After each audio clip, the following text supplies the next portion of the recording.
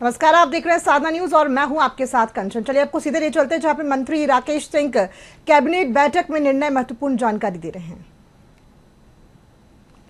याद रखा जाएगा। और उसके साथ में आज जो नवनियुक्त मुख्य सचिव महोदय हैं श्री बणवाल जी, उनकी आज ये पहली बैठक थी, तो सभी ने आज उनको भी बधाई दी है और ये उम्मीद की है कि उनके साथ काम करते हुए मध्य प्रदेश ऊंचाइयों पर पहुंचेगा और बेहतर तरीके से परिणामकारी कार्य सरकार देगी। इसके साथ में माननीय मुख्यमंत्री जी ने गुरु पूर्णिमा को लेकर, कल गुरु पूर्णिमा का पवित्र अवसर है और सभी को बधाई दी है और पूरे प्रदेश में गुरु पूर्णिमा को महर्षि सांदीपनि श्रद्धा पर्व के रूप में मनाया जाएगा। जगह जगह सांदीपनि जो स्कूल खुले हैं वो एक तरह से कीर्तिमान स्थापित कर रहे हैं और महर्षि सांदीपनि श्रद्धा पर्व एक जन भागीदारी का उत्सव, सांस्कृतिक और शैक्षणिक जन आंदोलन के स्वरूप में मनाए जाने की योजना है। और उसके साथ साथ अगर कुछ सांदीपनि स्कूल तैयार हो गए हैं, उनके लोकार्पण होना है, तो वो लोकार्पण भी इसमें किए जाएंगे। बहुत प्रसन्नता की बात है कि मध्य प्रदेश को लगातार राष्ट्रीय स्तर पर अपने कार्यों के लिए पुरस्कार प्राप्त हो रहे हैं। आयुष्मान भारत योजना में भी मध्य प्रदेश को राष्ट्रीय सम्मान मिला है। बेस्ट परफॉर्मिंग लार्ज स्टेट श्रेणी में राष्ट्रीय सम्मान मध्य प्रदेश को दिया गया है। ये जो सम्मान है ये बायोमेट्रिक आधारित प्री ऑथराइजेशन प्रक्रिया के प्रभावी क्रियान्वयन के लिए मिला है और माननीय मुख्यमंत्री जी ने इसके लिए सभी स्वास्थ्य मंत्री सहित सभी मंत्रियों को और प्रदेश को बधाई दी है। इसके साथ ही माननीय प्रधानमंत्री जी ने जो निर्णय लिया है फास्ट ट्रैक कोर्ट का, वैसे भी माननीय प्रधानमंत्री जी जो भी निर्णय लेते हैं तो मध्य प्रदेश वो ऐसा राज्य है जहां कोशिश होती है कि अगर उसे राज्यों में भी लागू करना है तो मध्य प्रदेश उन्हें लागू करने में एक अग्रणी राज्य के रूप में अपनी भूमिका निभाए। और इसीलिए मध्य प्रदेश में फास्ट ट्रैक कोर्ट बनाने की भी आज घोषणा हो गई है।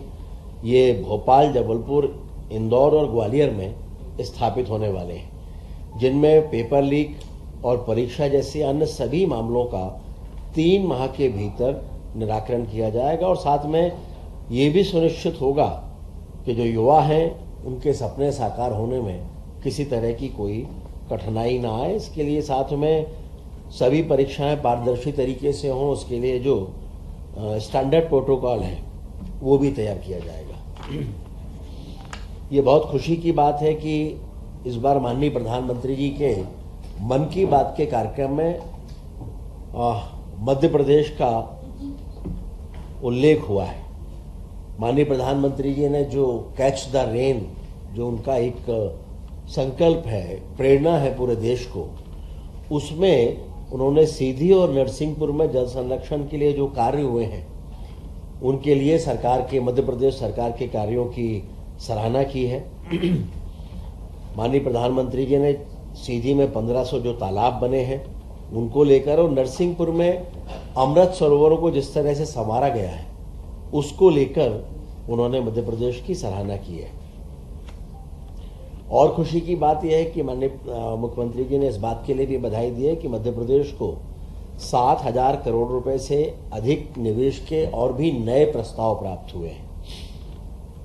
इसमें श्याम सेरन पावर कंपनी लिमिटेड लगभग 1,000 करोड़ का निवेश करने वाली है और 1,000 से अधिक लोगों को रोजगार देने का लक्ष्य है। इसी तरह से पारस defence and space technology Madhya Pradesh में सेमीकंडक्टर परियोजना भी स्थापित करेगी, जिसमें 6,200 करोड़ रुपए का निवेश होगा और लगभग 2,500 से अधिक रोजगारों का सृजन होगा। अभी बहुत प्रसन्नता की बात है कि जिस तरह से प्रमोशन हुए हैं उसमें अकेले पुलिस विभाग में ही 25,000 से अधिक पुलिस कर्मचारियों की पदोन्नतियां हुई हैं और साथ में मध्य प्रदेश पुलिस में अलग अलग श्रेणियों में 9,662 पदों को मंजूरी भी दी गई है। पिछले साल भी लगभग 8,500 पद स्वीकृत किए गए थे और इन दोनों को मिला लें तो लगभग 18,000 पद 2 वर्ष में मध्य प्रदेश में स्वीकृत हुए हैं। और ये कहते हुए भी हमें खुशी है कि माननीय मुख्यमंत्री जी के नेतृत्व में मध्य प्रदेश पुलिस को देश की सर्वश्रेष्ठ पुलिस बने, इस दिशा में लगातार कार्य होंगे। हमें ये बताते हुए भी खुशी है कि महिला एशियन हॉकी चैंपियंस ट्रॉफी 2026 का आयोजन भी भोपाल में अक्टूबर-नवंबर में होने जा रहा है। इसमें एशिया की 6 प्रमुख महिला टीमें, जिनमें भारत, चीन, जापान, मलेशिया, दक्षिण कोरिया और थाईलैंड, इनके 200 से ज्यादा खिलाड़ी इसमें जो नवनिर्मित स्पोर्ट्स कॉम्प्लेक्स है उसमें ये होने जा रहा है। इसमें लगभग 18 करोड़ रुपए के आसपास की राशि खर्च होगी। वित्त विभाग के द्वारा इसके लिए सहमति भी दे दी गई है। जल संसाधन विभाग में 1 अप्रैल 2025 से 31 मार्च 2031 तक की जो है उनकी निरंतरता के लिए भी स्वीकृति प्रदान की गई है और इसमें रेहंद माइक्रो परियोजना के लिए आगामी 5 सालों के लिए 111 करोड़ रुपए की लगभग राशि का भी प्रावधान किया गया है। ये कुल मिलाकर उनकी निरंतरता के संदर्भ में है।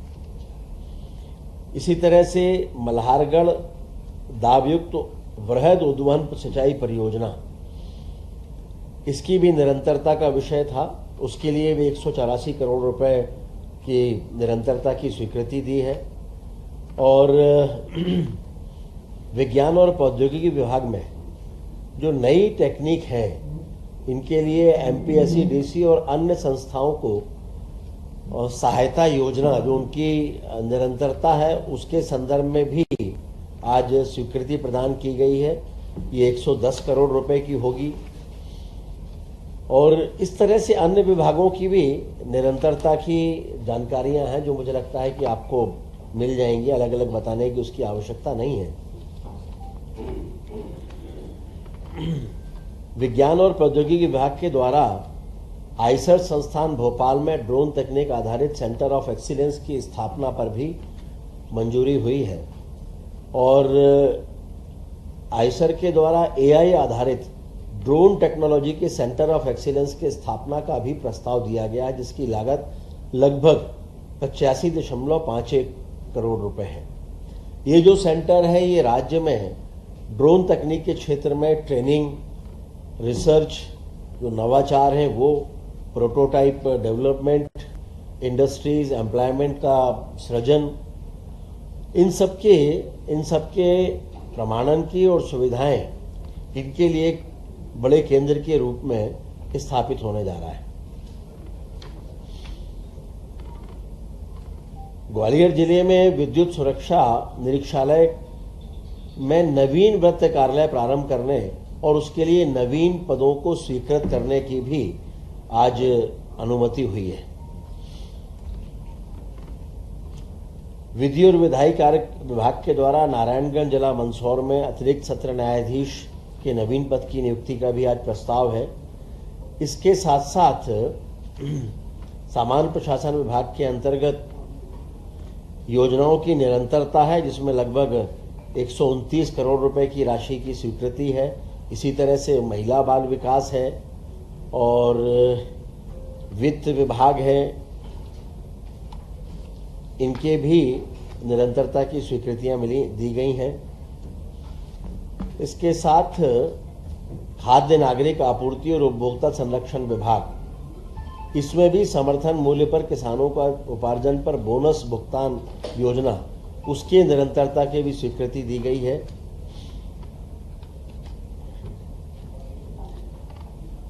खाद्य नागरिक आपूर्ति और उपभोक्ता संरक्षण विभाग में कुछ संशोधन का भी प्रस्ताव किया गया है, जिसमें जन विश्वास अधिनियम 2026 के माध्यम से विधिक माप विज्ञान अधिनियम 2009 में जो संशोधन हो रहे हैं उनको राज्य में लागू करना है कुल मिलाकर जो बांट और जैसे ऐसे पैमाने वाले बनाए उत्पादन जो करते हैं उसमें अभी कई तरह के नियम लागू होते थे। अब लगता है कि उनकी बहुत अधिक आवश्यकता नहीं है और बार बार लाइसेंस की रिन्यूअल की भी आवश्यकता नहीं है और इसलिए एक बार वो रजिस्ट्रेशन करा लें और फिर उसके बाद वो नियमित रहेगा। तो इसको भी आज स्वीकृति दी गई है। तो एक तरीके से ईज ऑफ डूइंग बिजनेस को इसके माध्यम से प्रोत्साहन देने की कोशिश हुई है। कुछ एक अनुकंपा नियुक्ति के लोक निर्माण विभाग का मामला था। तो इस तरह से हम कहें तो आज ये सारे विषय जो थे जिन पर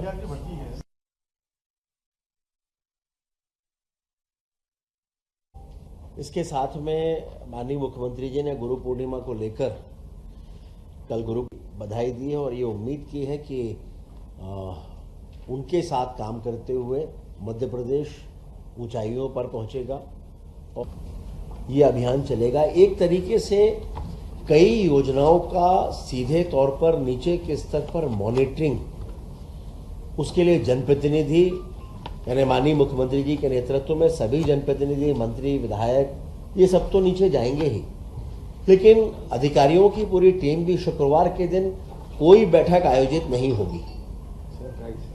शुक्रवार के दिन कोई नहीं, ये निर्धारित होगी, सरप्राइज नहीं होगी। इसमें सभी रहेंगे, ऊपर से लेकर नीचे तक, और कलेक्टर्स भी सब नीचे जाने वाले हैं।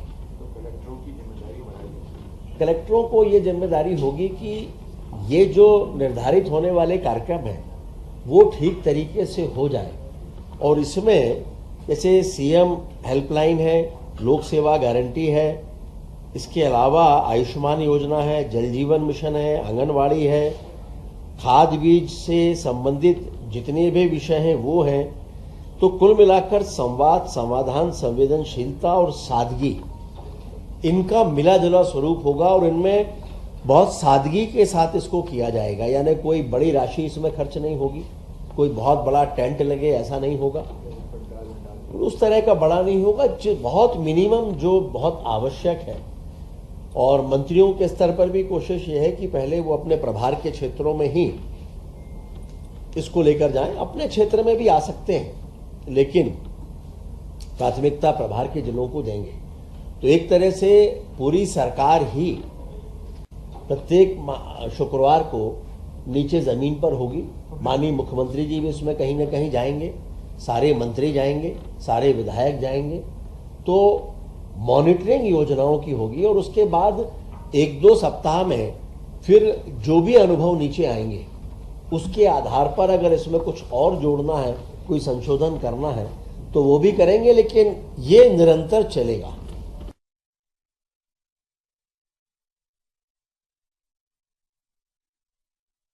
वैसे तो देखिए, पंचायतें ग्रामीण क्षेत्र में इकाई होंगी और शहर में वार्ड इकाई होगी इसकी। तो हर बार अलग अलग उसका चयन होगा और अलग अलग वार्डों के चयन के आधार पर वार्ड के स्तर पर और ग्रामीण क्षेत्रों में पंचायतों के स्तर पर मंत्री जी और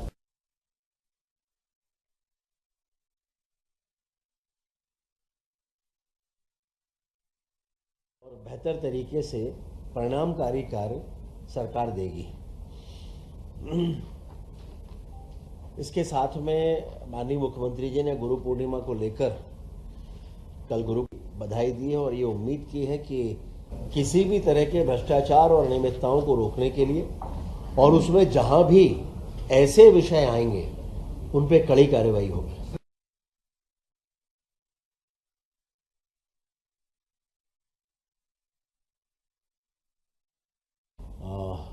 उनके साथ काम करते हुए मध्य प्रदेश ऊंचाइयों पर पहुंचेगा और बेहतर तरीके से परिणामकारी कार्य सरकार देगी। इसके साथ में माननीय मुख्यमंत्री जी ने गुरु पूर्णिमा को लेकर कल गुरु बधाई दी है और ये उम्मीद की है कि उनके साथ काम करते हुए मध्य प्रदेश ऊंचाइयों पर पहुंचेगा और बेहतर तरीके से परिणामकारी कार्य सरकार देगी।